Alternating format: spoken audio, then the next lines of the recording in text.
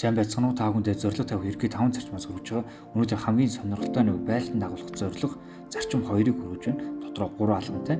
Алхам 1: өөрийнхөө зорилгоудыг аль нь хамгийн чухал болохыг сонгоно. Аль нь бусдаараа байлдан дагуулахаар байна. Алийг нь эхлээд биелүүлснээр бусад зорилгоудыг биелүүлэх тийм болохоор байна.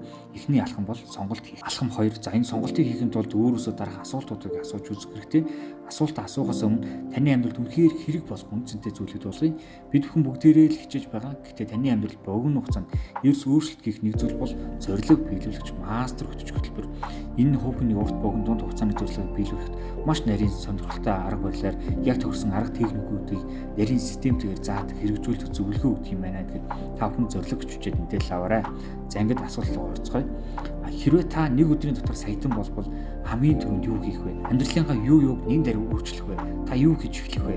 Амьдралаа юу хийхээ шууд зогсоох вэ?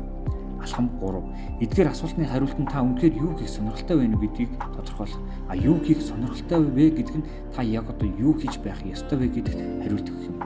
Юунд ч ялахдаггүй зогсохгүйгээр амжилтанд хүрэх цорын ганц зүйлээ чадах юмаа хийгвэл та юуг нэрлэх вэ? Яг юу хийхэд таны өөртөө итгэл нэмэгдэж сайхан мэдрэмж төрдөг вэ?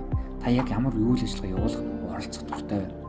Эдгээр асуултуудад хариулснаар зорилгоо илүү тодорхой болгож байлдан дагуулах зорилгоо олох боломжтой.